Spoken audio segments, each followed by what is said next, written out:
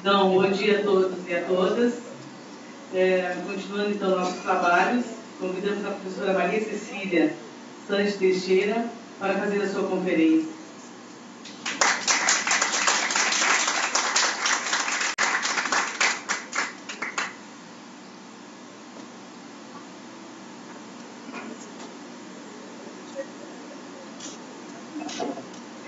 A professora Maria Cecília é doutora em Educação pela Universidade de São Paulo e livre-docente em Antropologia das Organizações e Educação, também pela Universidade de São Paulo.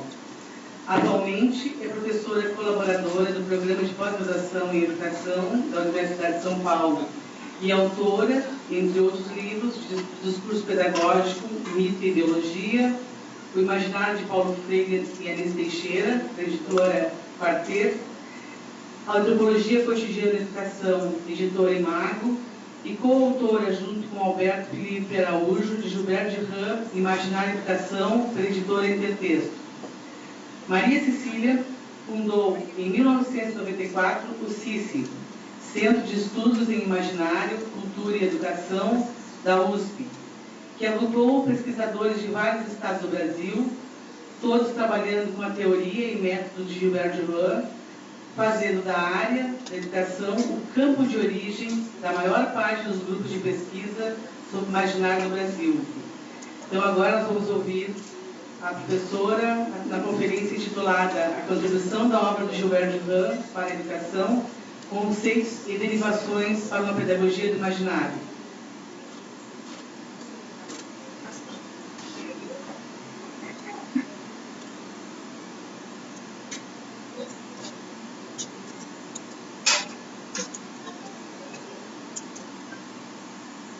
Bom dia a todos e todas. Em primeiro lugar, agradecer a Thaís a oportunidade de estar aqui com os meus pares, com os meus amigos, as minhas amigas. É sempre uma emoção muito grande. Eu vou, a pedidos, tentar falar bem pausadamente e correndo o risco de não chegar ao fim, mas eu vou fazer o possível. O texto completo vai estar publicado, então vocês me perdoem se eu não conseguir chegar ao fim, mas eu vou ter. José de Campbell, em seu livro Deusas, os Mistérios do Divino Feminino, a propósito de nossa época, lembra uma antiga maldição chinesa que dizia que você renasça numa época interessante.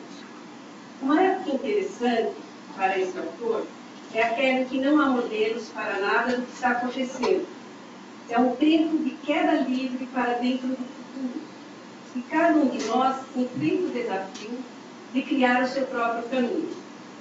Fazendo uma leitura mitológica, ele entende que este é exatamente o sentido do desafio atual.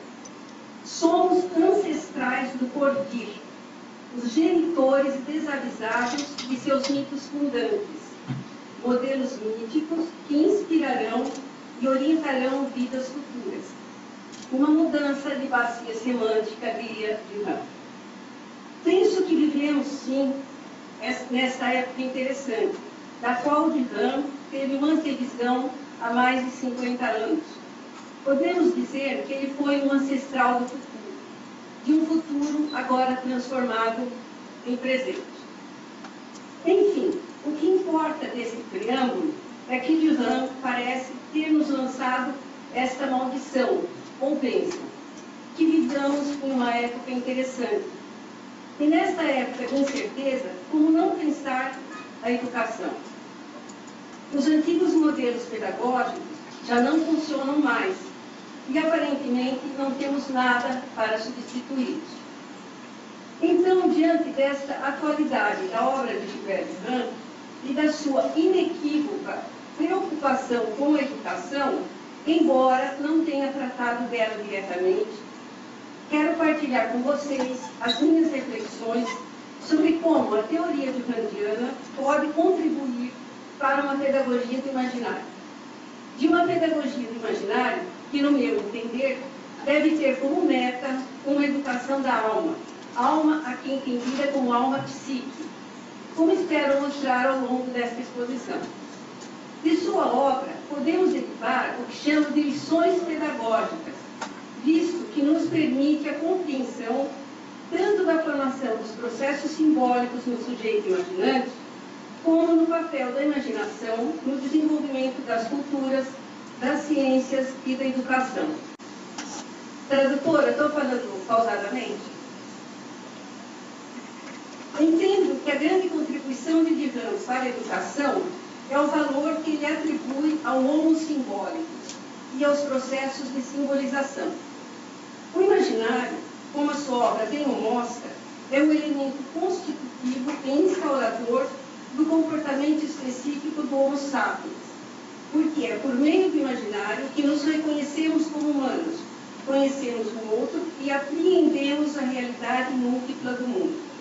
É, pois, o imaginário que, por meio do processo de civilização, que define as competências simbólico-organizacionais dos indivíduos e dos grupos, organizando as experiências e as ações humanas. É por meio dos processos de simbolização que assumimos a nossa humanidade, que tomamos consciência da nossa própria condição de seres vivos, ou seja, do nosso destino mortal. Pois, como diz Duchamp, o universo humano é simbólico.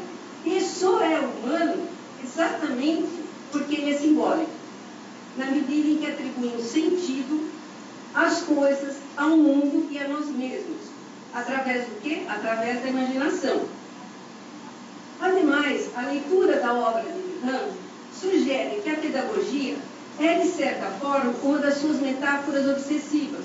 Isso é algo que eu fui apreendendo à medida em que eu li Duchamp durante 30 anos. Por que eu cheguei a essa conclusão? Porque eu vejo na obra de Duchamp uma preocupação, seja com a pedagogia escolar, e vocês já vão entender por quê, como modeladora do social, tá?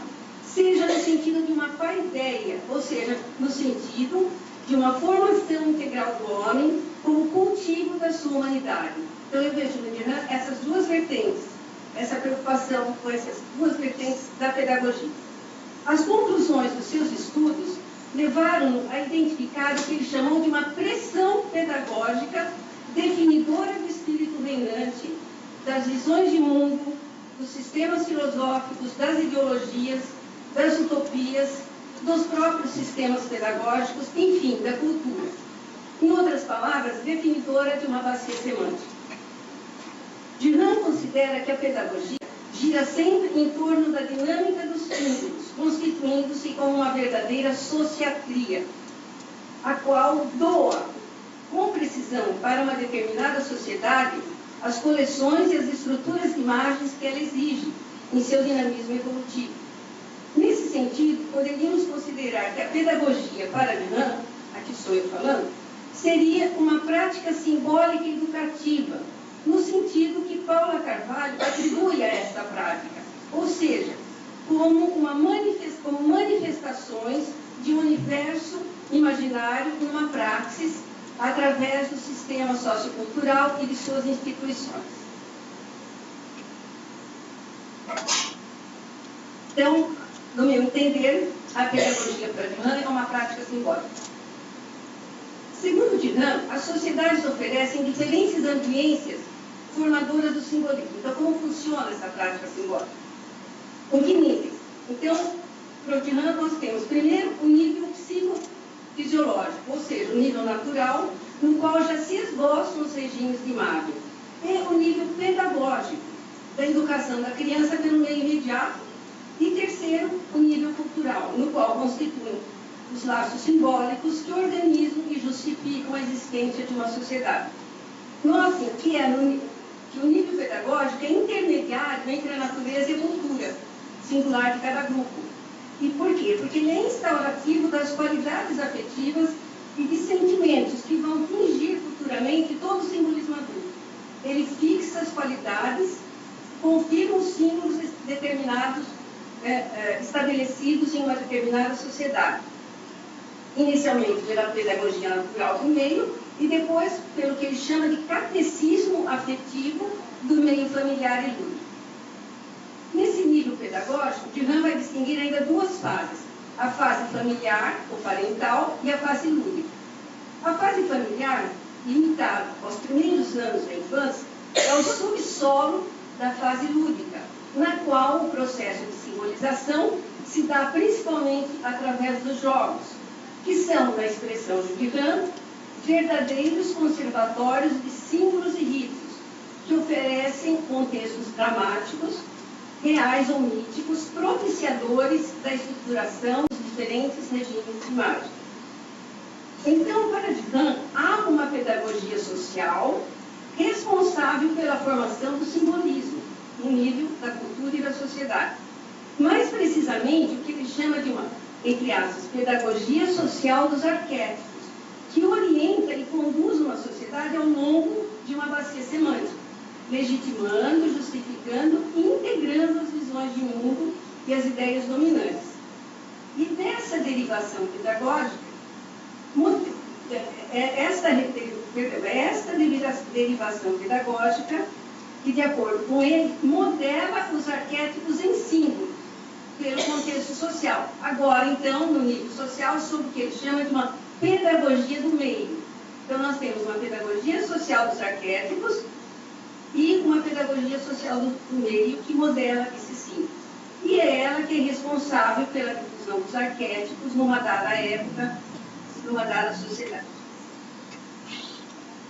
E ele explica: os valores fundamentais de uma sociedade são conservados e transmitidos sob a forma de mitos, contos, fábulas, lendas, literatura, arte, enfim, manifestações que veiculam imagens arquetípicas, criando o que ele chama de uma tipicalidade sociocultural. É assim que, por exemplo, a literatura das histórias em quadrinho e o cinema vestem o arquétipo da luta com as roupagens históricas e cultural dos heróis do seu tempo, passando-se, por exemplo, de Buffalo Bill e o Olho de Falcão no Velho Oeste americano, que é um exemplo que Duran dá, e eu acrescentei, para Darth Vader e Luke Skywalker na saga cinematográfica Jornada nas Estrelas, sem que se mude a essência, ou seja, a luta do bem contra o mal. A pedagogia seria, pois, para Duran, o resultado de projeções imaginárias e míticas, lembre-se quando eu falei de prática simbólica, como a manifestação do universo imaginário numa praxis, o resultado de projeções imaginárias e míticas do regime de imagens dominante no percurso de uma dada bacia semântica, que é determinante dos modos de vida que são codificados em conceitos socializados e traduzidos em sistemas pedagógicos. Nesse sentido, podemos dizer que a pedagogia escolar e a paideia, em Duran, se complementam e se antagonizam nas modernas configurações culturais. É por esse motivo que Duran faz uma crítica contundente à pedagogia moderna, a mesma e calcada numa lógica dualista, que separa o eu do mundo, o sujeito do objeto, a razão da imaginação. Duran entende que, se por um lado, a lenta erosão do papel do imaginário na filosofia e na epistemologia ocidentais assegurou o desenvolvimento das tecnologias, por outro lado, também conduziu a um pensamento sem imagem, provocando o que ele chama de sequelas pedagógicas, das quais a mais determinante foi a valorização da percepção e do conceito em detrimento da imaginação. E sabemos quais foram as graves consequências pedagógicas para a educação escolar, como bem mostrou Bruno de Vogel em seu livro Imaginaire e Pedagogia. Primeiro, a domesticação da imagem, colocada a serviço do ensino, com mais um recurso pedagógico, transformando, por exemplo, a literatura em um mero exercício escolar. Segundo, as simplificações deformantes das imagens, dos contos, das canções e poesias, sob o argumento de que são deseducativos, violentos ou politicamente incorretos. Terceiro, a dosagem da fantasia, em razão da crença de que esta, em doses exageradas, poderia afastar a criança e os jovens daquela idade. O resultado de tudo isso é o que a Rosa Monteiro, em um belíssimo livro chamado A Louca da Casa, chama de um processo de socialização que consiste em podar as fluorescências fantasiosas, fechar as portas ao delírio, amputar a nossa capacidade de sonhar acordados, e ai de quem não souber selar essa fissura com o outro lado, porque provavelmente será considerado um pobre duro. O rico imaginário da psique é substituído por imagens que conservam, aqui é a expressão do Dinan, que obscurecem a visão das nossas próprias imagens internas. Ao valorizar a razão em detrimento do imaginário, a iconoclastia ocidental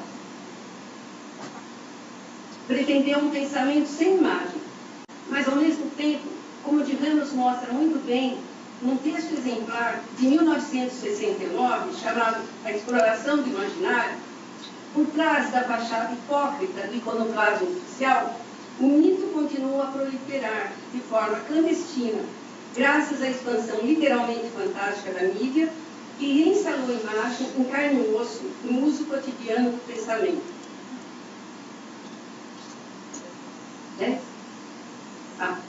Tal fato evidencia um grande paradoxo da modernidade, que ao mesmo tempo em que recusa a imagem, em proveito da razão, é incessantemente assediada por ela. No entanto, tais imagens, segundo Dinan, são desprovidas do seu potencial pedagógico, manipuladas de forma massiva e desordenada, constituindo o que Dinan chamou de uma pedagogia selvagem, porque submetida ao anônimo incontrolado, ao poder anônimo e incontrolado da mídia. São o que Dinan chamou, eu já disse há pouco, de imagens em conserva, imagens sistematizadas, desprovidas de pregnância simbólica, que perderam seu potencial pedagógico. Nesse sentido, o que temos é mais uma vez uma expressão do Dinan, uma civilização de consumo de imagens, mais do que propriamente uma civilização de imagens, na qual as tecnologias de informação deslocaram o lugar da produção do simbólico dos grandes sistemas religiosos para a mídia. E como diz Paula Rives, uma psicóloga indiana, num livro chamado de Feminine Intuition, Unlocking the Wisdom of the Body, corremos o risco de ter como livro de orações o guia da TV e como templo as lojas civis.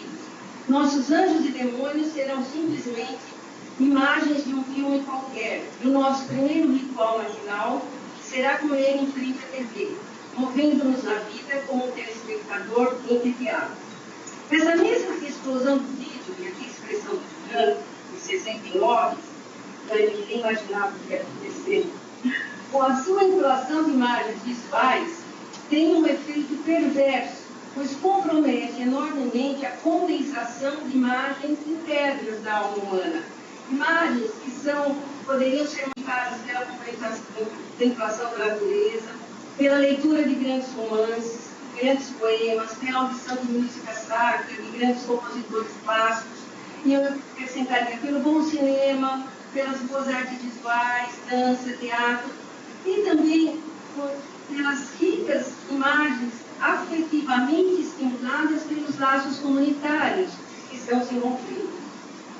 Então, como não ver a lucidez e a intuição de Dinan antevendo essa terra devastada, na qual nossa imaginação é alimentada por metáforas empobrecidas e iconografias banais e desprezíveis?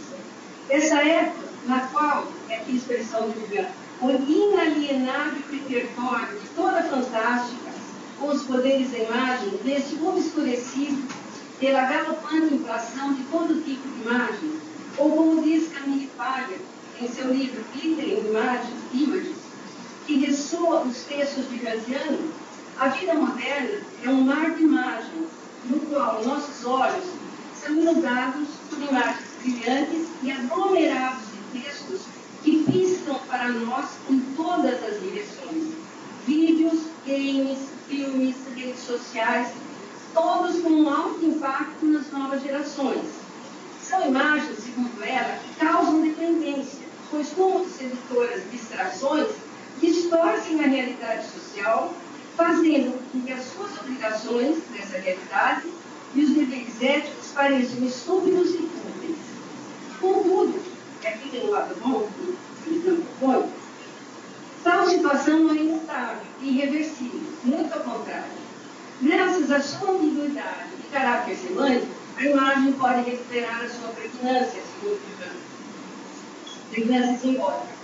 Pois no domínio da imaginação, mesmo quando degradada, a imagem é sempre portadora de um sentido, que não deve ser buscado fora do seu significado, da sua significação imaginária.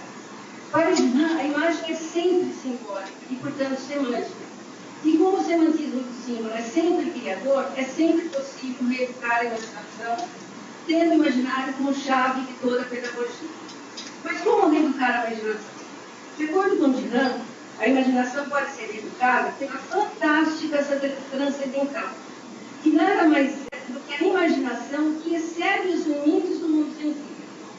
Renan postula a transcendentalidade da consciência imaginante, que é, no seu entender, em grande parte, independente dos conteúdos acidentais da percepção empírica.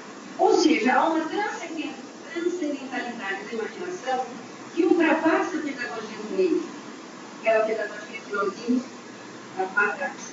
E é exatamente essa fantástica transcendental, baseada no postulado de que existe uma realidade idêntica e universal do imaginário, que nos encaminha para uma reflexão sobre a educação, a qual teríamos a ganhar se considerássemos a transcendentalidade da consciência imaginante. Em conferência intitulada A Civilização de Imagem à Criança, em 1985, no 58º Congresso da Associação Geral dos Professores de Escola Maternal na França, Renan já dizia que a escola pode, sim, desarmar o poder patológico da imagem e conduzi-lo ao seu contexto cultural, plantando-as no terreno da história, da ética e da estética. No seu entender, não deve, todavia, haver separação entre a estética do cinema e da televisão e o refinamento da sensibilidade. Da mesma forma que a escrita, a expressão corporal, a dança, o canto, a música, o teatro, as artes visuais, são modos de expressão da imaginação criadora que reencantam a cultura. Em suma, o que o Renan nos propõe é o retorno às imagens arquetípicas, autênticas e atemporais, através de todos esses recursos proporcionados pela arte, poesia, mitologia, etc. Ou seja, de atividades e manifestações artísticas que, diferentemente da tagarelice das novelas e das banalidades das comédias e dos vídeos do YouTube, da agitação dos games, enfim, da desordem visual do nosso tempo, coloque a criança em contato com imagens e metáforas que ressoem em sua psique e afetem as suas emoções. Desse modo, a partir dessas reflexões de Renan sobre imaginário e pedagogia, podemos dizer que uma pedagogia do imaginário seria, então, aquela propiciadora de uma educação holística que concilie com a ideia de pedagogia escolar, integre razão e imaginação. Trata-se, na verdade, do que Paula Carvalho chama de uma cultura da alma, porque a alma nada mais é do que o processo misterioso através do qual vivenciamos o movimento em direção ao significado, o qual só pode ser encontrado no nosso interior, porque só podemos nos relacionar com a alma através do mundo imaginário da psique.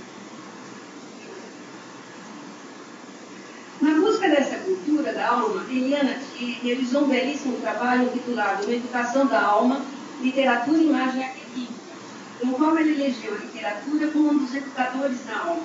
Ela entende a educação como uma instância de mediação capaz de promover o encontro do sujeito consigo mesmo, com os outros, com o mundo, visto que é somente refletido no espelho do outro que o eu pode verdadeiramente se realizar. Em suma, as imagens arquetípicas universais, expressas na arte, na poesia, na mitologia, nos contos, na literatura, ressoam na psique e afetam nossas emoções e nossa sensibilidade. E é por esse motivo que só uma pedagogia do imaginário ou da imaginação pode conduzir a uma educação da alma. Enfim, creio que essas são as lições pedagógicas que extraímos da obra de Duchamp e que poderão nos orientar nessa época interessante e desafiadora na qual vivemos. Talvez viver nessa época interessante não seja uma maldição, seja uma bênção, pois, já que não há modelos, temos a chance de desaprender e de reinventar a educação, por meio de uma tecnologia do imaginário, ou do que Leandro Barros chama de didática da invenção. Didática da invenção, que seria, em duas palavras para encerrar, não vou ler o texto todo, desaprender 8 horas por dia, ensina os princípios. Muito obrigada.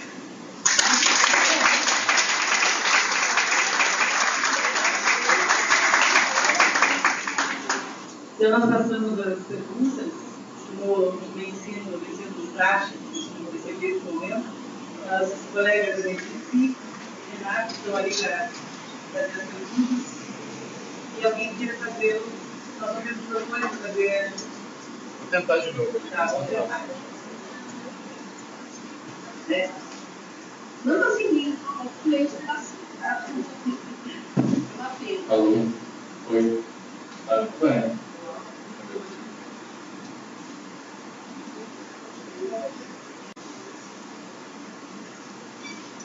Bom dia. Nós estamos muito felizes de estarmos aqui juntos, trazendo o imaginário da educação. Esse é um espaço que Cecília, junto com Paula Carvalho, e nós consideramos, né, junto com Daniela Rocha Pita, né, e especialmente na área de educação, acho que São Paulo, a USP, foi assim, a grande mentora desse movimento. E eu tive assim, a sorte e a alegria de ser orientada pela Cecília no meu doutoramento. E, então, acho que a educação, realmente, através do imaginário, é que ela se torna uma educação para a formação humana e profissional dos nossos estudantes. Então, eu agradeço a Ana Thaís por essa abertura, por esse espaço onde a educação possa e a pedagogia se instaurar realmente uma grande promissora e promotora das questões do imaginário da educação. E eu quero que nós, esse ano, continuamos um congresso, que é o Congresso Internacional do Imaginário e Educação, que acontecia aqui a cada 2 anos, em função das dificuldades das universidades públicas. Mas um dos livros que foi lançado no último congresso foi esse, Gilberto Duran, Imaginário e Educação, foi escrito pela professora Cecília e professor Alberto Felipe, e que se encontra aqui com esses exemplares para que quem quiser aprofundar, quer dizer, esta visão que Cecília nos trouxe brilhantemente hoje. Muito obrigada pela sua fala e pelos aprendizados. A partir da programação e do horário, a gente está solicitando que o seu objetival. Então, afinal, ao fazê-lo, nos propõe esse objetivo também. Eu tenho que escrever rapidinho. Sou Lisandro, orientando a professora Lúcia, e trabalho na Cecília, é uma grande inspiração para quem trabalha na área da educação e do imaginário. E eu queria fazer uma pergunta que é uma questão que, contemporaneamente, né, envolve muito a reflexão por parte dos professores em relação a essas imagens, digamos assim, distratoras, esse empobrecimento das imagens, nas redes, no cinema, na televisão.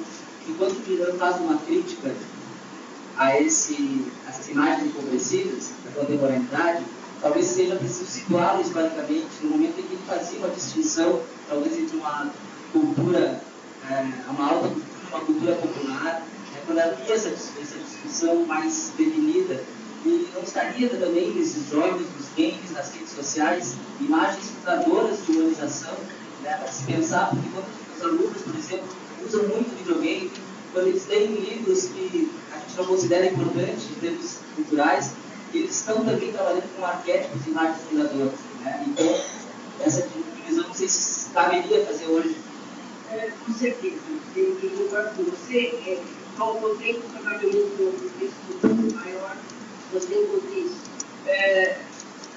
Eu concordo com você porque nos últimos 12 anos eu acompanhei todos os desenhos animados do meu neto. E eu fiquei assim, encantada em ver muitos desenhos, Procurando Nemo, Como Matar Seu Dragão, Valente, Divertidamente, ou seja, há uma série de desenhos animados que eles trazem, sim, motivações arquetípicas.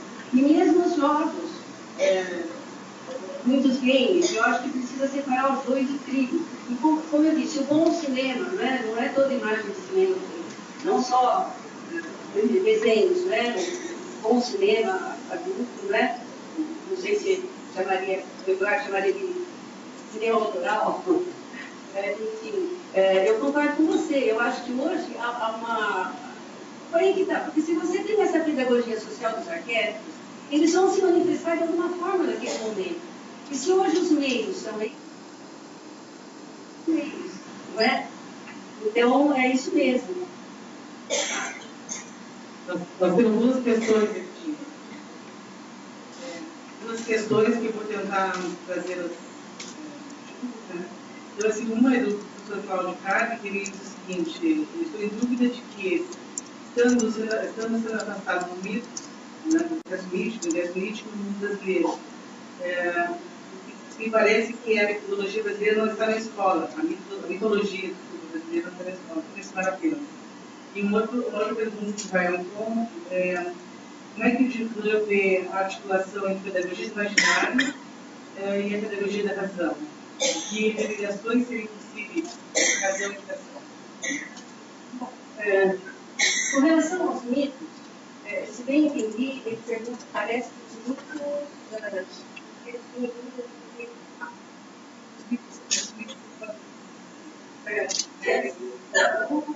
os mitos, eles estão sempre presentes.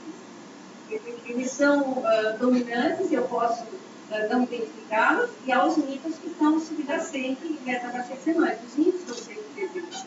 Nós somos, a sociedade, ela é estruturada miticamente. O mito é o fundamento fundante da sociedade. Agora, concordo que os mitos estão fora, que eles não são explorados, acho que talvez seja isso que ele queira dizer, né? Que a escola não explora os mitos. É verdade. A escola não se vale, porque é uma escola racional, né? Uma escola racionalizada. Agora, com relação a uma relação entre pedagogia do imaginário e pedagogia da razão, em nenhum momento o Dinan fala em pedagogia da razão. Por quê? Porque para o Dinan, a razão e a imaginação, elas têm que estar integradas. E a base da razão também é a imaginação, é o imaginário, né? Então, não haveria essa separação para ele. Uma pedagogia do imaginário, da imaginação do imaginário, é aquela que ele usa muito falhadamente essa expressão. Em alguns momentos ele fala da imaginação, outras vezes ele fala do imaginário. É aquela que integra justamente imaginação e razão. Não dá para separar. O mal da nossa escola é que ela separou, né? A escola moderna, ela separou. E ela aboliu a imaginação. Por esse motivo, os mitos. E quando os mitos entram na escola, eles entram através de vendas, através de uma literatura que é cobrada do aluno na prova, como um exercício de literatura. Ninguém explora a potência mítica, a potência pedagógica do mito. Mas isso é uma questão de formação, não é? Como dizia uma velha e querida amiga, Beatriz Redison, a reforma da escola, ela tem que começar pelo telhado. Porque o telhado é a formação dos professores. E quando nós tivermos professores bem formados, não adianta ter alicerce. Porque os professores não vão dar conta, né? E todos que estão aqui que trabalham em educação sabem dos problemas que nós temos de formação. A professora Daniele Pinda para a última questão. Não é questão, na verdade, é um comentário. Eu queria aqui dizer a minha felicidade de estar com vocês, e é uma evidência um pouco dos nossos encontros, né, no Recife. Realmente nós sentimos uma falta muito grande. E dizer a você, Maria, dar os parabéns, porque as coisas que você diz e apresenta, eu assino 10 vezes embaixo, mas eu não sei dizer tão bem isso como você. Então, meus parabéns, eu acho que é um trabalho indispensável. Muito obrigada, Daniela. Eu só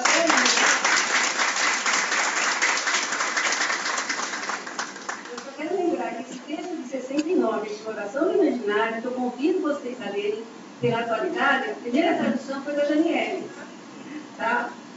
Uma revista chamada Circe, e nós colocamos como um texto do autor no nosso livro, Eu e Felipe, porque nós consideramos que é realmente isso que eu falei. O Renan é um antecessor, um ancestral desse livro. Quando ele escreve em 69, que ele escreveu esse livro, esse texto, Exploração do Imaginário, ele é fantástico, ele é atualíssimo.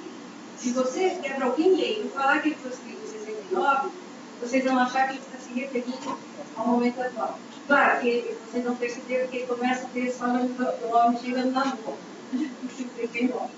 Mas, enfim, bom, muito obrigada pela oportunidade de estar aqui. Nós agradecemos, professora Maria Cecília, e convidamos para que a senhora sente.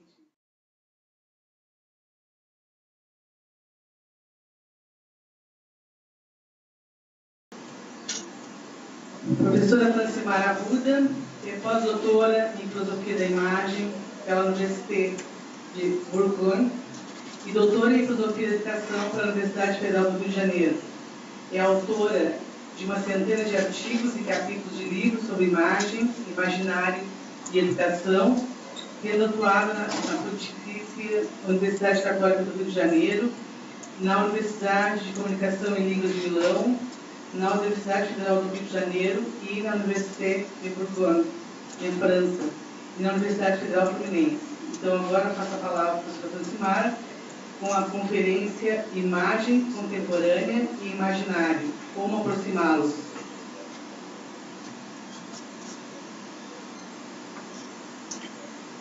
Bom dia.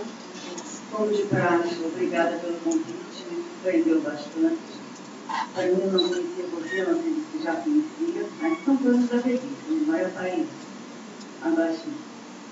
E é mais uma vez importante para mim rever amigos, porque esse grupo, apesar de eu não trabalhar com educação, eu tenho um grupo, digamos assim, de peso dos encontros da Daniela, desde educação, antropologia, de imaginário e também educação. Eu sempre fui uma pessoa assim, um pouco afastada, mas afastada tematicamente, mas não afetivamente. Vamos lá. Esse texto que eu vou apresentar hoje, obviamente, devido a pessoas terem falado antes, ele vai ser um pouco repetitivo, como se tentando pegar os conceitos já trabalhados e avançar um pouco neles. Avançar por quê? Porque nós estamos em mudanças paradigmáticas muito importantes. Nós estamos saindo de uma modernidade do mal conheço, entrando numa pós e agora pós. Essa aceleração é assustadora, e traz atrás de cada um desse uma mudança que, por exemplo, entre modernidade e pós-modernidade, a mudança é de uma palavra pequena, o ou, que retira a perspectiva de inclusão, o ou é exclusão, para o e, da pós-modernidade, a primeira, fora muito pequena, chegar lá. Então, esse e, essa recondição, muda tudo. Muda a forma como você olha para as coisas, muda a forma como você apreende as coisas, muda comportamentos, muda afetos. Então, não é só uma questão de conhecimento. É questão de existência, existencial, dentro da área do trabalho e do plano ontológico. Então, essa retomada de conceitos, né, e tentando avançar com ele, está diretamente ligado à angústia que eu sinto de ter uma aceleração e que não dou conta de correr atrás de todas essas novidades epistemológicas que estão surgindo a cada década. A virtual eu já desisti, passo para os netos. Eu tenho que fazer prioridade. Muita informação e quem não está desinformado está mal informado. Essa vai ser a margem da comunicação. Vou ler algumas coisas e falar outras.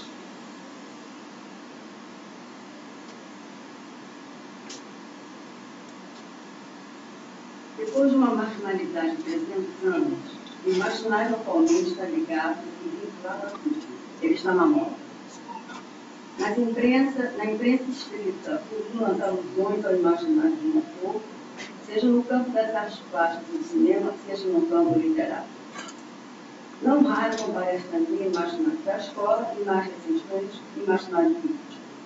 Quando surgiu entre nós a temática do imaginário, pesquisadores que se vinham dedicando a áreas situadas do ponto de vista da arte, da religião e da filosofia, como é o meu caso, acolheu com satisfação uma denominação que, ao abarcar campos variados, surgia como poderosa via de legitimação acadêmica de seus trabalhos. Passado o primeiro momento, no entanto, foi fácil verificar a polissemia do termo imaginário, adjetivo substantivado, tão englobante, que parecia prestar-se a usos variados. O conceito de imaginário é, no mínimo, confuso e controvertido. Confuso porque a simples dimensão já suscita na imaginação dos ouvintes significados tão diversos quanto divergentes.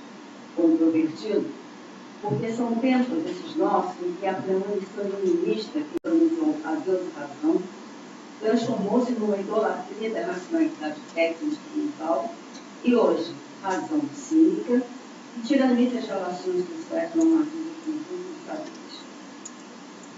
Secularmente, a imaginação foi identificada no século XVII, Malebranche, como a louca da casa. Ela é a faculdade que não se explica pela razão, nem se submete ao controle da vontade. Ante a imaginação, a razão declina-se. Não consegue domesticar totalmente os impulsos, nem direcionar plenamente seus conteúdos. A imaginação parece possuir vontade própria, autonomia incontrolada, indeterminação inexaurível. O termo imaginário tem significados diferentes para cada um de nós. Para uns, ele é tudo que não existe, uma espécie de mundo oposto à realidade do que é. Para outros, imaginário é uma produção de devaneios e imagens fantásticas que permitem a evasão para longe das preocupações cotidianas.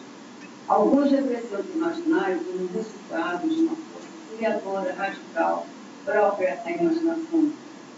Outros o veem apenas como uma manifestação de um encontro fundamental para a constituição identitária do mundo. Como não tenho meta nesse trabalho, não tenho uma meta nesse trabalho de fazer uma reconstrução histórica, realizar uma história com conceito imaginário, resolvi optar por alguns filósofos para explicar melhor a concepção de imaginário que se harmoniza com o meu olhar e com essa dimensão humana. Quem são esses filósofos? O fim do século XX abre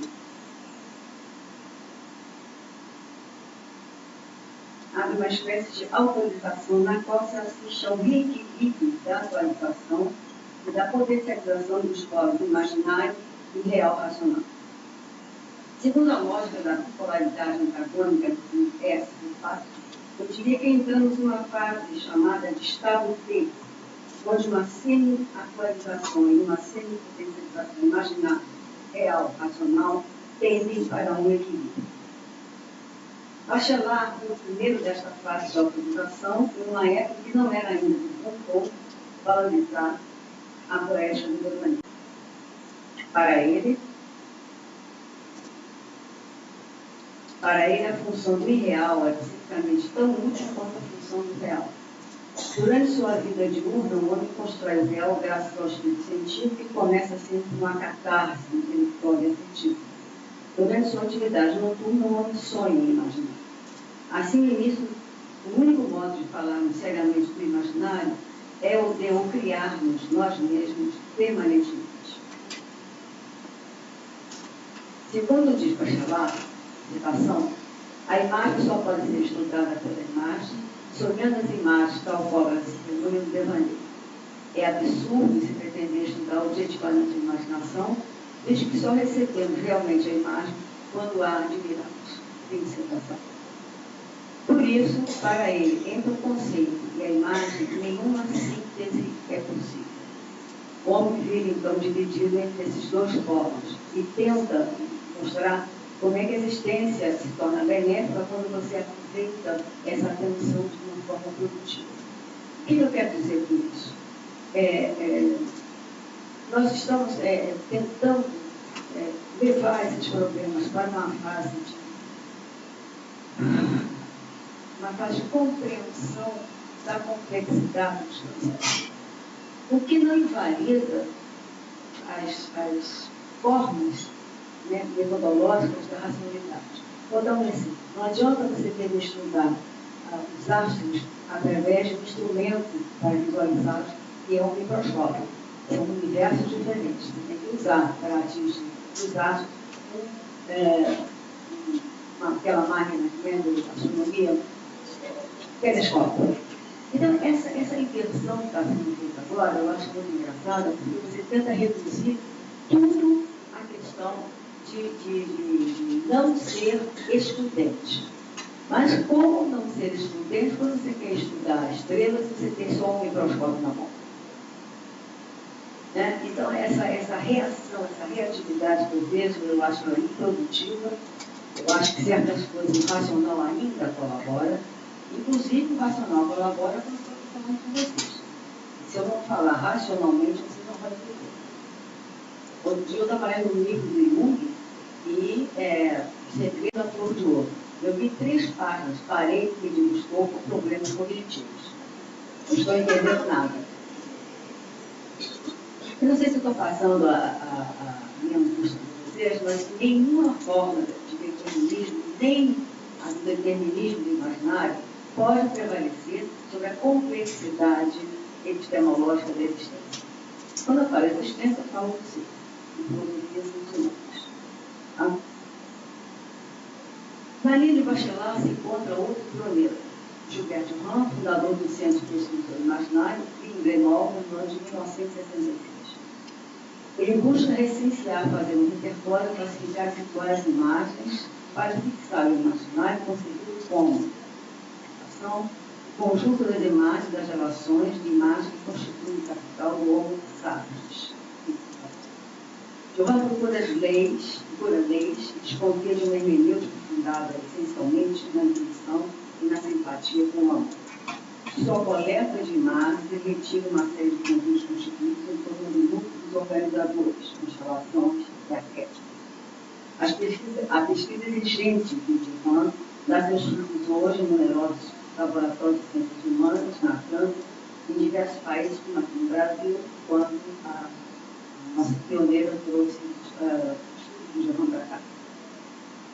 Mais recentemente, lendo o texto de Arthur Novo, o artigo Autorização, e deparei com o de Feynman, e penso que talvez seja sua parte que contradiz uma compatibilidade fundamental entre real e imaginário. Porque nós temos que juntar. Nós estamos no E. A construção E é de adição, não é de exclusão. Então tem que juntar a racionalidade também. Senão não vale. Não pode valer só para um lado. Né? A imaginação se situa no Freire, a imaginação se situa no prolongamento da natureza. Nós somos o prolongamento da natureza. Tal afirmação que privilegia a sincronização na obra de Freire. O corte, então, não seria mais entre real e imaginário, mas entre imaginação autêntica e imaginário irreal. O que só pode chamar de epiné quando forças subjetivas é real e incomunicável para ela. Para de frente pelas grandes imagens, nós aprofundamos nossa percepção do real. Elas constituem o verdadeiro imaginário concebido com qualidade de percepção do real que exige uma prática, uma ação em relação a esse real. Eu estou sempre procurando juntar, né? Não sei se estou me fazendo passar direitinho, mas quando eu afirmo que a imaginação é uma qualidade de percepção, estou juntando percepção, e é uma forma de consciência do mundo, consciência perceptiva, estou juntando com a consciência bastante, porque o sujeito é o mesmo. E o objeto vai se tornar também. Eu sinto muita falta de Spinoza com o conceito de substância única, no termo 117. Ele é, de uma certa forma, um pré-real. Não é um homem que inventa o fato, mas a natureza nele e por dentro. Então, o real escapa de si mesmo, existindo como pré-real no imaginário. Para Dufresne, aquele que não poder imaginar é alguém inspirado. O imaginário torna-se a prova de uma inserção profunda na natureza, da qual procedemos e da qual herdamos. Nesse ângulo, podemos tentar a seguinte imagem. O imaginário é o perfume do real. Por causa do odor da rosa, eu digo que a rosa existe. Finalmente, aí já é um conceito não que eu tenho inventado, mas que eu tirei a partir das leituras que fiz. Entendo o conceito de imaginário como sem fundo do ser humano, que não pode ser exaurido em plenitude nem explicado totalmente. É desse sem fundo que brota a imaginação. Deste lugar se origina e se constitui a dimensão primária do conhecimento humano. E, dizendo que sim a Johanna, poderá afirmar o contraponto. O imaginário é a realidade última na qual o conhecimento humano vem a decifrar os imperativos de si. Sobre ela se ordenam, consciente ou inconscientemente, todas as obras, atitudes e as opiniões humanas. A minha pergunta no início desse texto era como ligar essa dimensão humana de produtora de imagens com uma outra realidade que acabou de falar aqui, outro também foi falado, uma realidade, por exemplo, que é a imagem sem referencial. Né? Porque essa imagem aqui nós temos referencial histórico. A imagem produzida pela mídia, produzida pelo virtual, é uma imagem que não tem nem processo dualista, nem processo de adição. Eu vou mostrar dois modelos patentes de dualismo como uma forma de processo de aprendizado para se chegar a esse E. Né? Mas o virtual ele é entendido como, sob diferentes formas, cujas origens ele já se encontra em textos filosóficos. Mas o problema do virtual é a ausência de referência. Então, eu vou dar esses dois modelos de dicotomia ainda como uma preparação para que a gente possa enfrentar o E com uma certa tranquilidade. Eu vejo muitos movimentos reativos a isso, isso me preocupa, porque nós temos que avançar, não ficar reagindo um contra o outro nessa mesma dimensão. Essa imanência da discussão cansa. Nós temos que ir para a alternância e temos que ir para essa alternância com transcendência dessa discussão. É avançar, não tem jeito.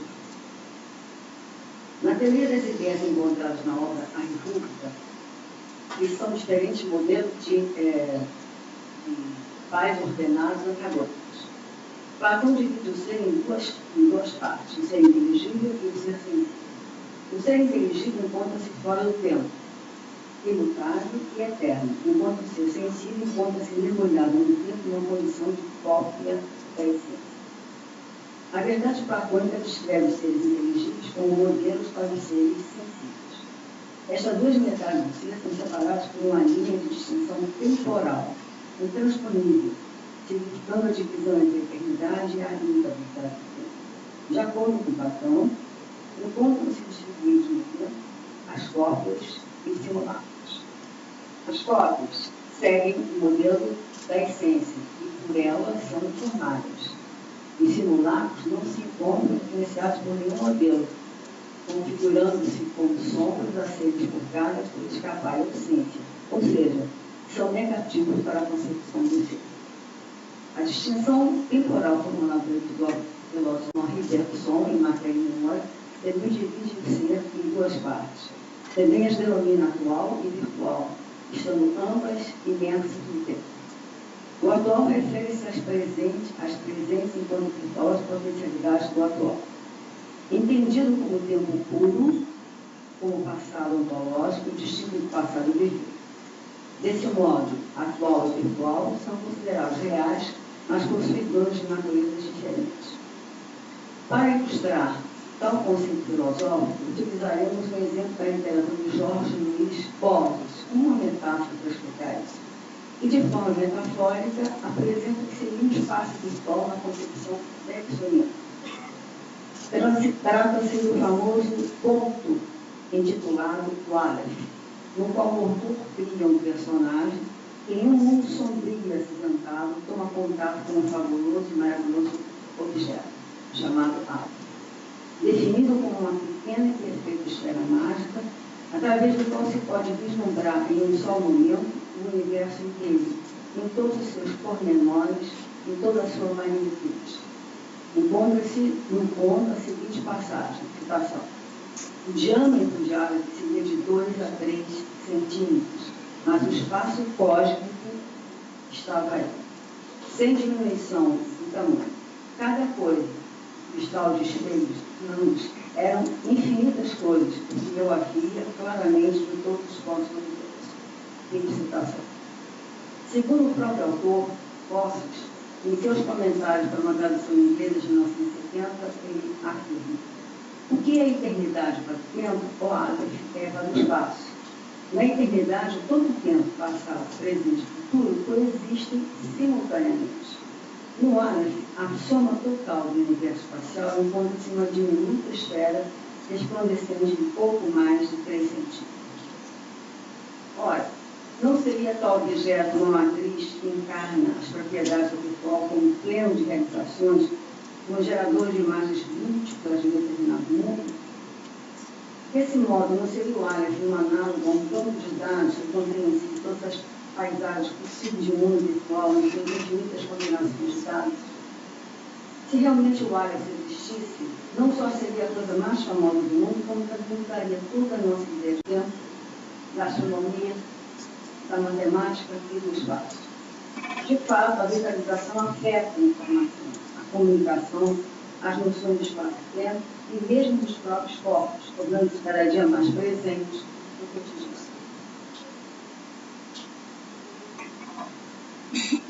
Por conta disso, a preocupação de Jean Baudrillard, quando profetiza o fim da realidade objetiva, com ela o fim da comunicação, e teria atingido simultaneamente seu topo e sua ruína com a visualização.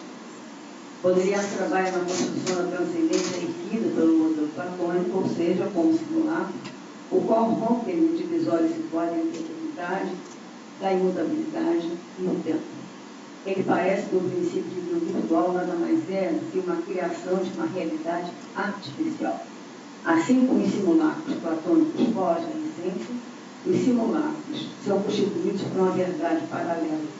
São imagens sem referente, modelos sem origem e sem conexão com a realidade, com essência. Assim, segundo Baudrillard, ao simular o real, o virtual esvazia o processo comunicacional e anula o processo referencial. Há uma máxima expansão da comunicação, ocasionando uma implosão social. Eu cito o Baudrillard aqui, porque ele preza muito a questão da comunicação, faz uma crítica do real como realidade alternativa do virtual e mostra que a multiplicidade das informações o ser nada mais faz do que trocar-se por si mesmo, ou por seus múltiplos avatares. Então ele faz metástase, não se metamorfoseia.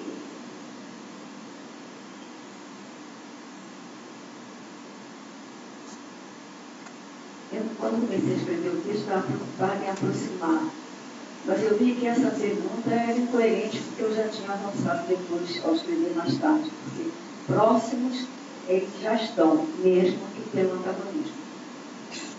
E fui aprender isso com um velho filósofo Heráclito, né? Porque a diferença entre uma coisa e outra é que a imagem virtual é consumo, não sou eu que a produzo. Ela não é fruto do meu desejo, ela não é bonacos, de desesperança. Mas ela é, sobretudo, consumo. E a única coisa que eu faço é consumi-la e consumá-la. Mais nada. E foi o velho filósofo Heráclito que dizia, para me ensinar como é que eu tenho que conviver tanto com a racionalidade quanto com o imaginário. Não posso dispensar nada hoje em dia, dada a complexidade dos fenômenos. E nós não devemos mais ficar discutindo na mesma instância, porque discordar ou reagir ao que foi dito não leva a gente para frente. O conhecimento não se dá mais por síntese, se dá por metamorfose. E essa metamorfose é oriunda de um excesso, né, de diálogo. Eu sabia que ia, quando estudava essa dicotomia, sabia que ia morrer, porque o conhecimento da alternância, ele poderia me provocar uma síncope dialética. Agora eu sei que vou morrer de síncope dialógica, porque haja diálogo com tudo e com todos para a gente conseguir assumir isso que Heráclito já dizia no seu fragmento 17. Os pares são coisas inteiras e coisas não inteiras, coisas juntas e coisas separadas, o harmonioso e o discordante. O um é composto de todas as coisas, e todas as coisas são tudo. Obrigada.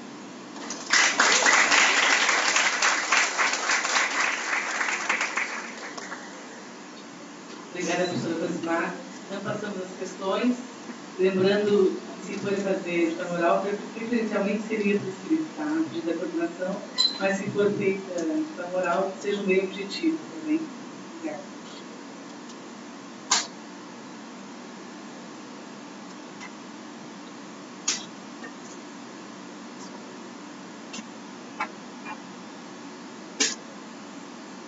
Professora, só tem tempo, então, se as pessoas quiserem colocar mais alguma questão, uma reflexão, considerem fundamental, pode usá-lo. Eu só não tenho muita convicção de que eu tenha passado aquilo que eu queria passar, porque são informações que sugerem uma abrangência maior na teoria do conhecimento ou na gnoseologia. E, infelizmente, a filosofia é uma coisa muito chata, né? Ela é conceitual, ela não dá assim, vontade de sair dançando, né? Tem essa coisa aí. Então, devido a isso, eu só gostaria de saber que essa mudança de paradigma hoje é extremamente importante e que a gente deve relaxar, mas relaxar em todos os sentidos. E que, no final, algum Deus nos salve, porque vai precisar de salvação. Está muito esquisito. Professora Daniele.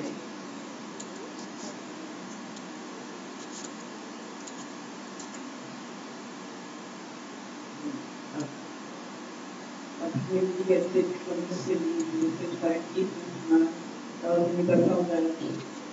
E queria discutir um ponto aqui, que é um ponto que é problema para mim, é o seguinte: você me parece que você estava ouvindo mal, mas me parece que você disse que o fato de estar se comunicando seria um exercício da razão. E aí eu lembrei do encontro que nós tivemos em Varsóvia do CEA,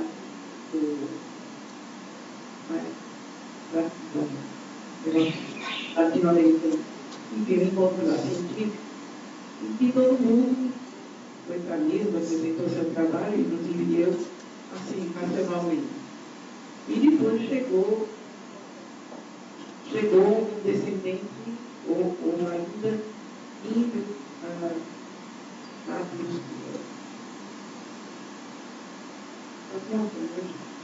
da América Latina. E ele fez um discurso com a cabeça nas pastilhas, extremamente emocionante. E o impacto, eu achei que o momento de vergonha, porque ele se compara a reação que eu tive com a reação dele. Ele mexeu com a emoção, ele expressou pela emoção e a reação foi emoção. Aí me pergunto, né? Como é que a gente se expressa e qual é a melhor forma de ser?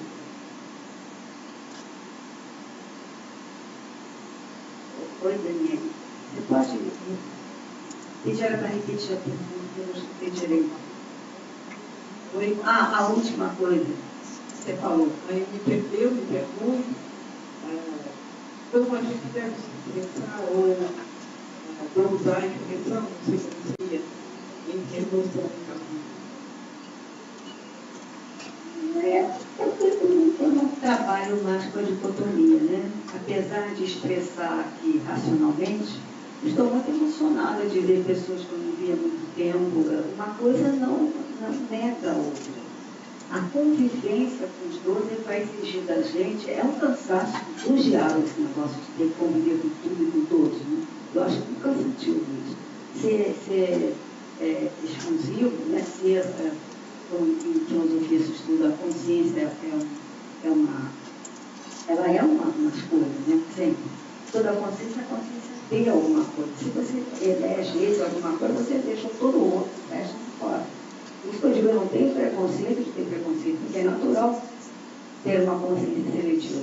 Mas agora parece que é proibido. Você não pode ter seleção. Então eu fico assim muito cansada de ter que lidar com tudo e com todos. E ter que aceitar. E não cabe a mim reagir no sentido de que você está certo ou errado. Você tem partes certas e partes erradas. Então, me expressar com racionalidade, que eu tenho que trabalhar o objetivo. Porque se eu começar a chorar aqui, ninguém vai entender nada. Se eu começar a me expandir, bater no peito, assim, não vão entender. Então, a questão toda não raciocino mais de uma forma dicotômica, raciocínio de uma forma pendular. Tempo, espaço, pendular. As pessoas estão falando, já é a segunda que fala, né? Depois na primeira que vai falar sobre o homem crepuscular. Eu falo sobre o tempo e o espaço pendular. Vai e volta, vai e volta. Eu não sei se te respondi, mas é a única coisa que eu posso dizer no momento. Nós temos uma pergunta da Annelise de Carne, que diz o seguinte: a lógica interna do sistema imaginário explica o funcionamento da imagem simbólica que prescinde de apresentação lógico-discursiva e demonstrativa no discurso. Precisaria então mesmo a racionalidade livrar-se da imagem? Ou não seria ela, a imagem simbólica, justamente sua condição? E que ela continue simbólica sempre, não tem nenhuma pretensão a explicar o simbolismo. Primeiro, é uma pretensão. E segundo, é inútil, porque na hora que eu começar a explicar, ela deixa de ser simbólica. Né? Então, é uma faca de dois gumes. Continue simbólica. Boa sorte. Bom banheiro. Posso falar de novo? É porque você citou a imagem do Aleph, né? Aí eu queria lembrar que tem um poema de Machado de Assis que se chama Mosca Azul. E que é um pouco a mesma história. A Mosca Azul, ela chega na mesa do cidadão e chega a Mosca Azul através dela viver as coisas mais maravilhosas do mundo. Aí pergunta, como será que isso funciona? E ele vai e seca a Mosca Azul. E a partir daí.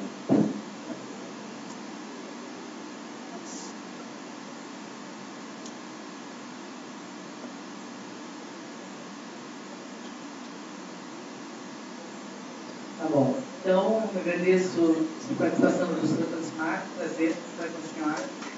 E convido a sentar no auditório para chamar a próxima conferência.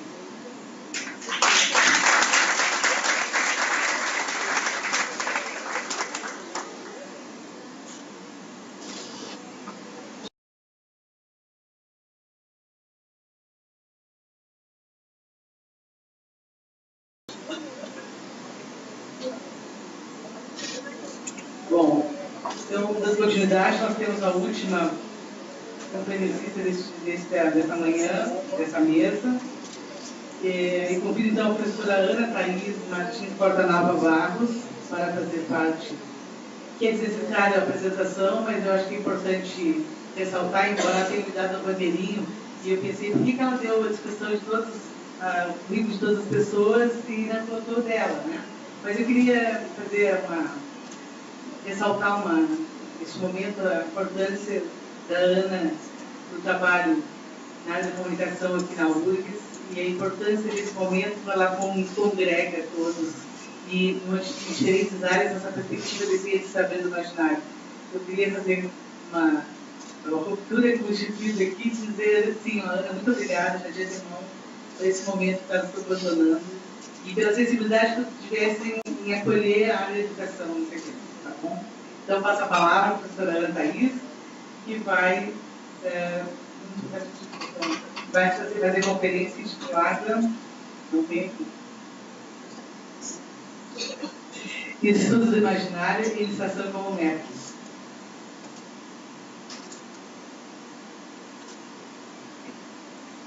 Obrigada, Lúcia. Não teria como não deixar de contemplar, de dar um grande espaço para a área da educação, né? À medida que é a área que representa e que congrega o maior número de grupos de pesquisa sobre imaginário no Brasil, a importância que tem essa área no avanço dos estudos do imaginário. Bom, a exemplo das minhas colegas, eu vou ler, não só porque quando eu improviso eu acabo muito distante do meu objetivo inicial, como também meu texto tem um caráter um pouco ensaístico que fica então inapropriado para improvisação. Ele foi pensado na forma escrita. As ciências humanas e sociais, embora se desenvolvam sob a disputa de diversos paradigmas, parecem fazer coro quando se trata de criticar argumentos e métodos positivistas e cartesianos. Na metade do século passado, foi extremamente ousado e desviante reivindicar a admissão no seio da ciência de formas de construção do conhecimento que escapassem da couraça dos paradigmas. Os seus propositores recebiam a devida punição, sendo obrigados a desenvolver o seu trabalho à margem dos círculos legitimados como templos do saber. Hoje, no entanto, o discurso da crise de paradigmas não parece mais ecoar com a mesma contundência, porque, talvez, a força da repetição foi incorporado também pela ciência positivista. Essa incorporação aparece na forma da necessária crítica ao campo que cada pesquisa faz no seu início, obtendo assim um salvo-conduto para prosseguir, e prossegue, muitas e muitas vezes, utilizando com outros nomes os mesmos caminhos teóricos e procedimentos que acabou de rejeitar. Thomas Kuhn foi enfático ao dizer, com a ajuda de Max Planck, que uma nova verdade científica não triunfa convencendo seus oponentes e fazendo com que vejam a luz, mas porque os seus oponentes finalmente morrem e uma nova geração cresce familiarizada com ela. Com isso, Kuhn ressalta que a mudança de paradigmas depende não apenas das respostas que um certo modelo dá ou deixa de dar aos problemas científicos. A mudança de paradigmas depende muito das relações sociais entre os cientistas. As propostas de Gilbert Durand no início da segunda metade do século passado mostravam a urgência não só das questões do imaginário, como também da necessidade de uma perspectiva imaginal para tratar delas pela ciência do homem. Naquele momento, reinavam nas ciências sociais e humanas Descartes, Hegel, Kant, Marx, Freud. As leis econômicas de Marx, as invariantes insensíveis à cultura dos estruturalismos e as necessidades universais apregoadas pelo funcionalismo entravam em convergência com a ciência moderna, segundo a qual a ordem e a determinação eram as regras universais. E o papel dos cientistas seria revelar essas regras. E nesse contexto, Durand chega para dizer que as sociedades e as culturas tinham uma certa consciência de si, com papéis sociais marginalizados e outros aprovados. Essa consciência se apoiaria sobre um terreno inconsciente e se estenderia debaixo de uma espécie de supraconsciência formada pelas instituições e pelo poder, que diziam quais as regras a serem seguidas. Até aí tudo bem, pois esse discurso se harmonizava ao mesmo tempo com Freud, Marx e Descartes. No entanto, Durand prosseguia, mostrando que esses estratos socioculturais eram animados e mantidos coesos por, no mínimo, dois mitos em permanente tensão, um latente e um patente, um tentando manter-se no comando e outro desestabilizando esse comando. E quando Durand dizia mito, não se referia à naturalização da história que Barthes já havia denunciado. O mito de Durand é um mito na sua inteireza arracional, simbolicamente motivado, alheio à biografia individual, estranho às alegorias e às fábulas. Durand afirmava mesmo que as sociedades e as culturas eram territórios de disputa de deuses e afirmava isso no momento em que o que servia de consolo para a humanidade era a crença de que, mesmo em nos faltando tudo, nós ainda podemos construir a nossa história. Postular um substrato comum à humanidade, o inconsciente da espécie, era negar a diversidade. Postular que o nosso destino é governado por mitos era negar a nossa autonomia, a nossa capacidade de fazer a história. Hoje são passados 55 anos da primeira edição de As Estruturas Antropológicas do Imaginário. A arquetipologia do imaginário guarda ainda todo o seu sabor de revelação. No entanto, as ciências sociais e humanas carregam as marcas da aceleração do tempo que as tecnologias da comunicação impuseram. A complexificação dos problemas do campo tem recorrentemente suscitado a dúvida sobre a suficiência dos paradigmas vigentes. No entanto, talvez não faça mais sentido acusar a falta de complexidade do cartesianismo, a rigidez do positivismo, o maniqueísmo dos dualismos. E isso porque as próprias ciências sociais e humanas incorporaram a discussão através das diversas questões pós-colonialismo, pós-estruturalismo, pós-modernidade e assim por diante, fazendo com que a crise de paradigmas chegasse ao que seria o senso comum da ciência. No entanto, esse senso comum, mesmo sendo científico, carrega os traços do senso comum não científico.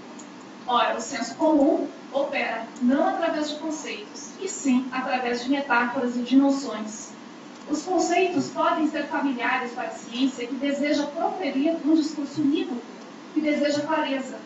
O conceito é então um grande aliado, pois carrega uma ideia por vez, não deixa dúvidas sobre o que está querendo designar. O senso comum, por seu lado, utiliza os limites imprecisos das noções justamente porque a polissemia é estratégia de sobrevivência na vida real. E quando mesmo as noções são demasiadamente perigosas, seja por declararem de modo excessivamente explícito as intenções do sujeito, seja por ainda cercearem as suas possibilidades, usam-se as metáforas. Com a metáfora, nós sempre podemos ter uma margem para a manobra. A metáfora sempre nos permitirá recuar, avançar e até ficar no mesmo lugar. A metáfora é libertadora porque nos permite mudar de ideia. A crise de paradigmas das ciências sociais e humanas pediu a flexibilização dos conceitos em direção a noções e metáforas. E esse é um caso marcadamente da crise de degenerescência da ciência no dizer de Boaventura de Souza Santos, pois indica a adoção de procedimentos afeitos ao senso comum, uma busca de reencontro com o senso comum, diferente da fase inicial da constituição de um campo, fase essa que Boaventura chama de crise de crescimento. Na crise de crescimento, a ciência busca a separação do senso comum para se afirmar, e na crise de degenerescência, a ciência se abre para o senso comum a fim de se revitalizar. Operar com noções e metáforas no lugar de conceitos pode ser libertador, mas também pode ser estratégia de neutralização de ideias que incomodam. O imaginário tomado como metáfora me parece ser um desses casos. Assumido como um conceito complexo, que se coloca ontologicamente, o imaginário traz consequências desestabilizadoras para a nossa visão de ciência. Como metáfora, no entanto, o imaginário pode deixar de lado tudo que incomoda e assumir a parcela inofensiva da sua definição, aquela que, de quebra, ainda dará poesia ao discurso, permitindo que a pesquisa tenha a dose certa de rebeldia para ser vista como politicamente correta. O grande desafio que uma heurística própria da teoria do imaginário nos coloca é o de assumir a anterioridade ontológica do imaginário, o imaginário como fundador das produções humanas, primeiro em relação à racionalidade e englobante da própria racionalidade. Que consequências são essas? Eu vou me limitar a apontar apenas uma nesse momento: a necessidade de uma metodologia sintonizada também com o aspecto arracional do imaginário, capaz de entrar em contato com o extrato que Henri Corbin chamou de imaginal, capaz de tocar mundos imaginários de que ele nos falava. O que nos permite ingressar nesse mundo não são os órgãos dos sentidos ou as faculdades dos organismos físicos, nem o puro intelecto. No dizer de Corbin, o que nos dá ingresso ao mundo dos imaginários é o poder intermediador da imaginação ativa. A imaginação ativa não confunde símbolo com alegoria, não confunde a exegese do sentido espiritual com uma interpretação alegórica.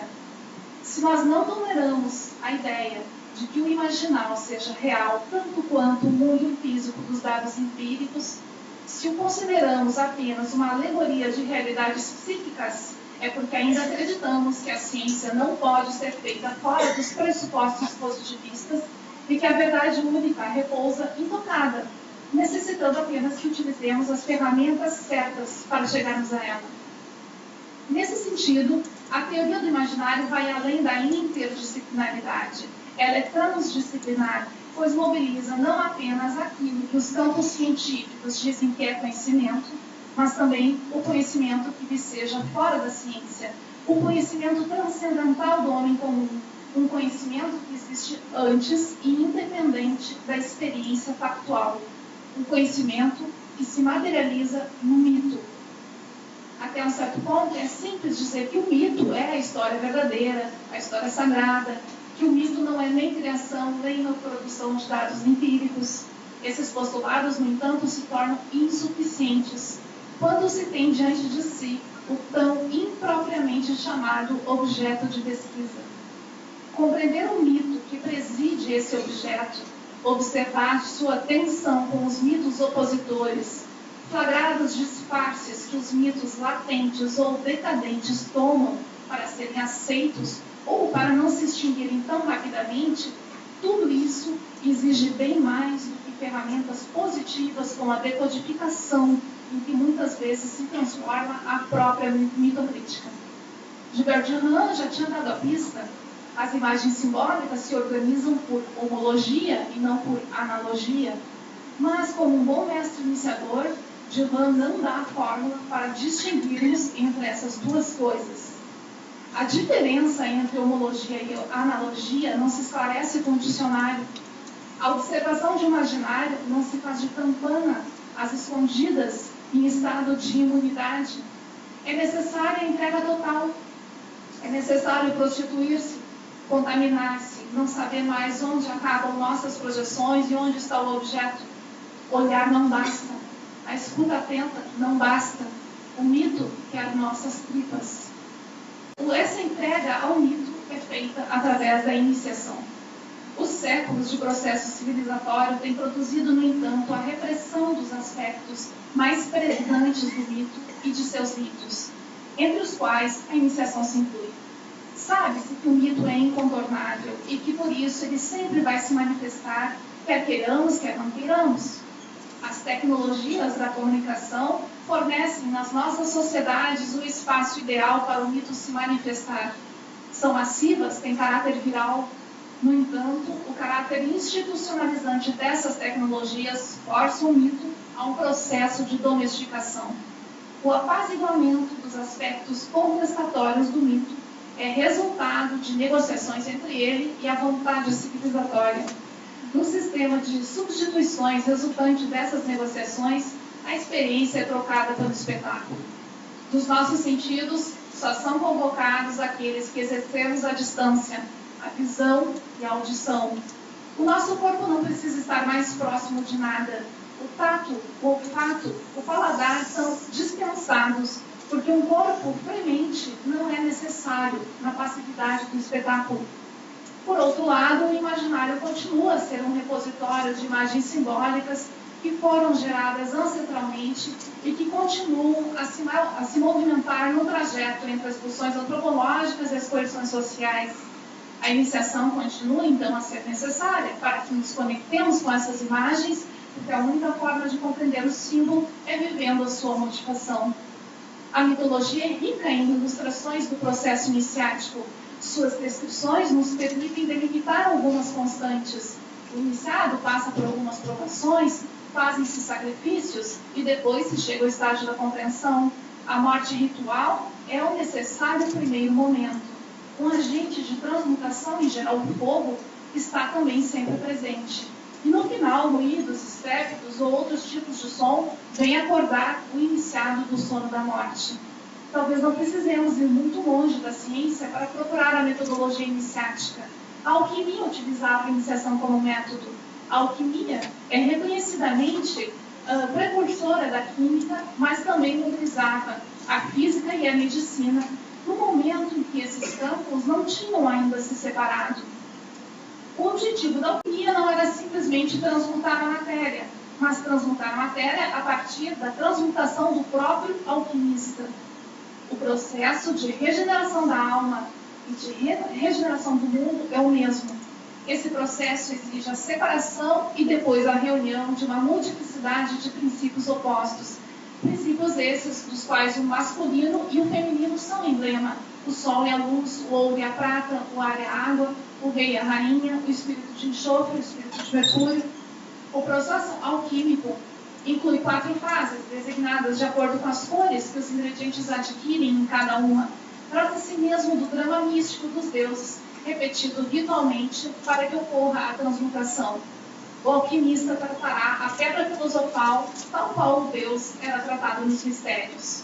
Na primeira fase, nigredo, regride-se ao estado fluido. É o encontro com o monstro, com o medo, traz a putrefação do alquimista. A segunda fase, albedo, traz a iluminação, que progressivamente se tinge com um novo dia, um renascimento ideal. Mas, justamente por ser ideal, esse renascimento não pode durar para sempre. Essa luz se tinge progressivamente de amarelo, chegando a fases cipritas, que o iniciado desperta, e a última fase integra a paixão, o sangue, é o rubedo, quando finalmente os contrários se interpenetram. Podemos tomar a iniciação como metáfora e facilmente vamos encontrar analogias com o processo de pesquisa. Não será difícil perceber que a experiência dramática pela qual o alquimista faz a matéria passar, levando-a à morte, ao sofrimento, à ressurreição, é comparável a uma experiência de pesquisa em que a separação sujeito-objeto não impera. Uma experiência em que sabemos que estamos transformando o objeto tanto quanto estamos nos transformando. Por exemplo, os estágios iniciais das pesquisas de mestrado e doutorado são comparáveis à fase nigredo, quando tudo o que achamos que sabemos se dissolve de repente e mergulhamos na extinção das trevas. E mais tarde, quando já somos pesquisadores, contornamos as trevas iniciais e vamos diretamente para a iluminação da fase albedo. E, infelizmente, talvez fiquemos tempo demais agarrados às nossas certezas, sem deixá-las se tingirem com o sangue de rubedo. São apenas analogias. Podemos até encontrar semelhanças entre ritos iniciáticos e nosso processo de pesquisa, e isso não passará de má literatura. Do mesmo jeito que os mitos são domesticados, os ritos se esvaziam e perdem a sua capacidade alquímica. A iniciação implica uma transformação profunda. Na pesquisa, se permitirmos, a iniciação ocorrerá muitas vezes, pois não será raro mergulharmos de novo nas trevas após termos alcançado o Vedo. A pedra filosofal é provisória para nós pesquisadores. Deméter, que é a mais antiga deusa grega, talvez foi a mais venerada, a mais popular, ensina que os ritos não se ensinam. Os mistérios de deuses permanecem mistérios. Podemos ter numerosas citações, muitas referências, vários relatos, histórias, mas nenhuma palavra sobre os ritos da deusa Eleusis. Aquilo que realmente atualiza o mito não pode ser ensinado, só permanecendo um mistério. O método científico, ao contrário, ele exige que seus procedimentos sejam claramente explicados para que os pares do pesquisador possam reproduzir os seus passos e avaliar as suas conclusões. Na iniciação, não há clareza nem explicação. Os estudos imaginários não serão, portanto, nem interdisciplinares, nem transdisciplinares, mas, sobretudo, indisciplinados. O desafio é encontrar, ainda assim, uma forma de dialogar com os nossos pares, de encontrar na própria definição de ciência o espaço para que ela se flexibilize e acolha o ensinamento de Deméter. Obrigada.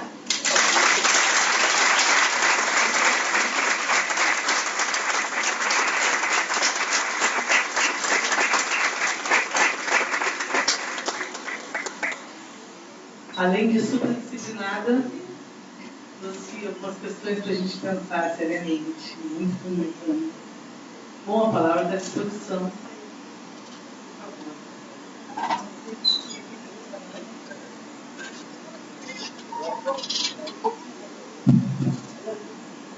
Eu queria falar que me parabenizar por esse texto maravilhoso, por essa reflexão incrível que você fez. E sei que você realmente passou por esse processo de iniciação, desde seu doutorado até aqui, quantos processos, não é? Mas eu quero dizer que a minha felicidade de saber que nós que estamos na velha guarda, né, do imaginário, e deixando a academia, podemos deixar tranquilamente que há pessoas como você que vão ficar conosco. Né? Não importa em que universidade, não importa em que espaço. Então, realmente, além de você ter sido um grande organizador desse momento, você fechou com brilhantismo esse momento das conferências. Parabéns, Luiz.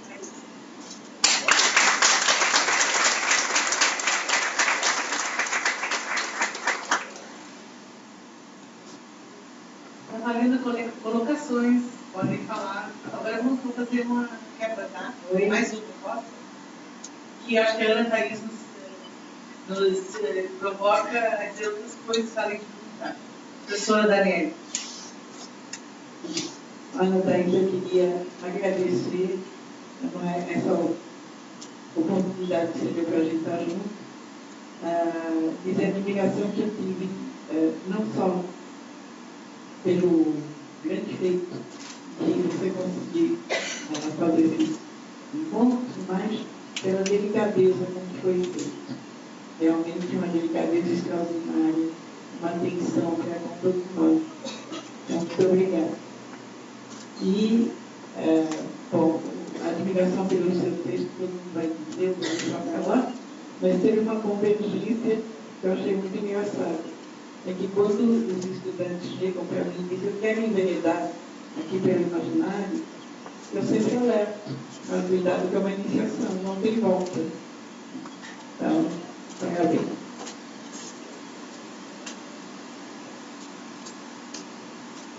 Oi, Ana Thaís.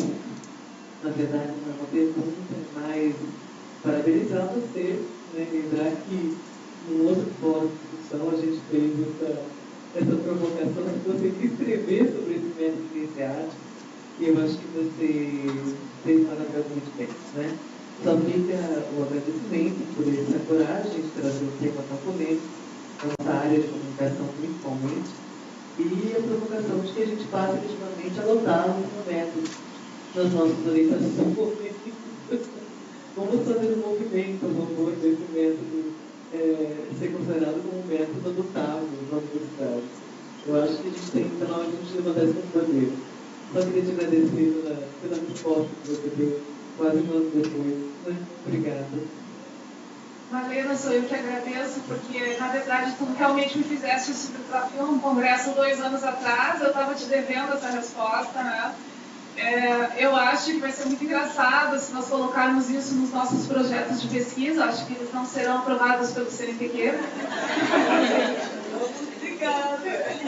Vamos brigar, mas acho que realmente nos perguntarmos o que é ciência e em que medida aquilo que nós fazemos também é ciência, não aceitar mais que seja considerado ciência somente aquilo que tem um método perfeitamente seguível, vamos dizer assim, que possa ser seguido, não é, pelos pares, enfim, né? Por exemplo, no Instituto de Artes aqui da URGS, eu sou convidada frequentemente a bancas lá, e eu vejo que eles têm uma concepção muito mais tranquila do campo de conhecimento deles, e eles não estão preocupados, eles já abandonaram a pretensão de ser ciência. Eles dizem assim, a gente faz arte, a gente não faz ciência.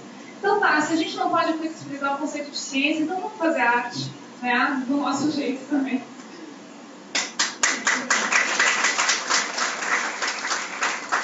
Professora Ana Thaís, muito prazer.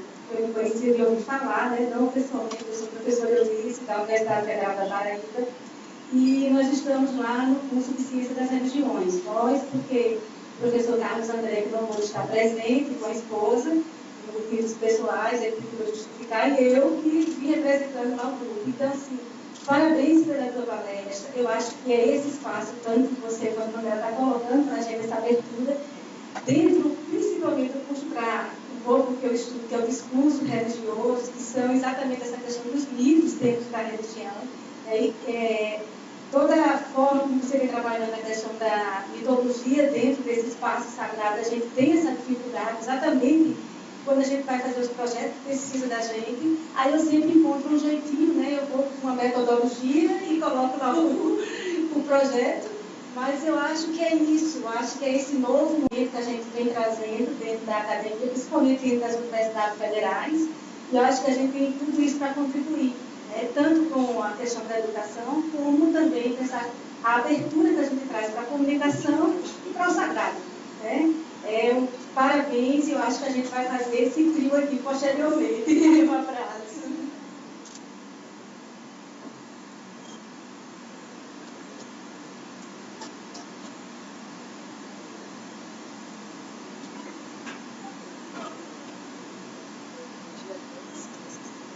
Alô, bom dia a todos e a todas.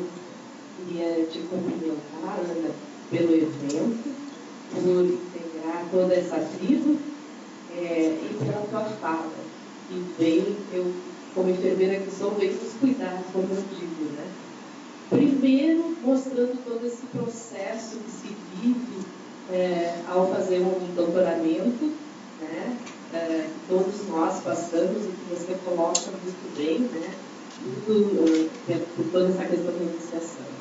E depois me chama muito a atenção porque temos falado tanto na interdisciplinaridade, transdisciplinaridade, e eu vejo que você traz uma noção que nos acolhe muito bem, que é a indisciplina. Né? Então, lá no nosso centro de ciência da saúde, nós buscamos integrar os alunos na primeira fase de todos os cursos, e aí eles queriam fazer, então, uma disciplina, né, com todos. Mas, de novo, botava em caixinhas. Quem sabe a gente pode propor a indisciplina. Né? E eu olhava aqui, né, a vivacidade das iniciadas aqui, bebendo do teu conhecimento. Era muito bonito de ver todo esse processo de iniciação aqui, observando, e de parabenizar. Obrigada.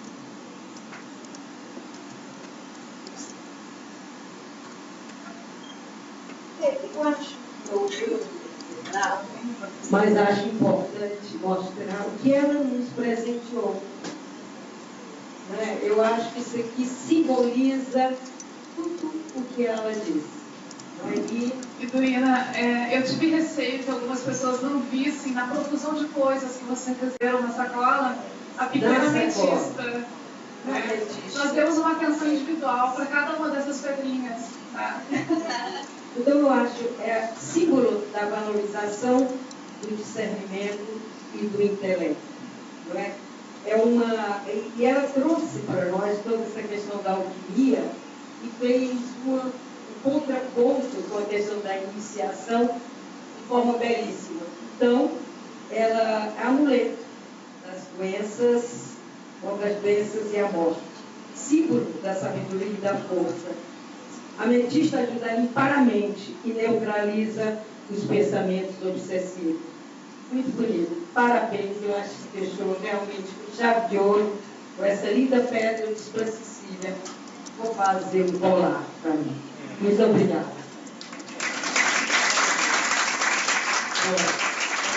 Tem duas pessoas chegando na terceira, que é uma da Ana Laudelina, que fala o seguinte: como você tem vivido na prática de pesquisa esse processo iniciático, nas suas pesquisas e nos seus orientandos também no ensino? Parabéns, foi o máximo, adorei. E eu estou nesse congresso começando o processo de iniciação iniciante. Né? E a Annelise pergunta o que resta de sagrado na ciência. Vou fazer esse texto para você. Frederico diz o seguinte: dentro desse novo paradigma emergente, uma nova física, a partícula newtoniana tornou-se onda-partícula. Somos onda-partícula, alma, onda. que não se encerra num corpo partículo. O que te parece essa analogia?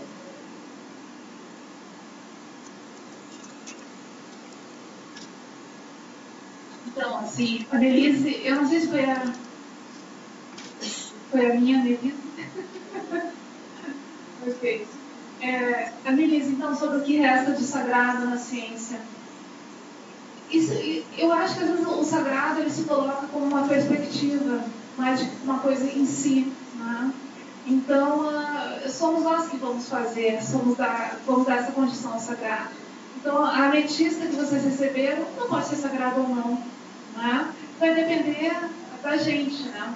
E a mesma coisa, tudo aquilo que o conhecimento científico acumulou, nós somos herdeiros disso, quer gostemos, quer não, somos fruto, né, desses 2000 anos de civilização ocidental, de teologia do progresso, enfim, né, de pensamento racionalizante, e também de uma boa filosofia que cresceu muito frutífera sobre esse pensamento racionalizante. Então, acho que a gente não deve abandonar isso, né? Só integrar, tentar buscar caminhos para a integração. Eu acho que se a gente abandonar aquela ciência da qual nós, na verdade, somos devedores também em grande medida, tudo que a gente vai conseguir é apenas ser incompetentes nela, né?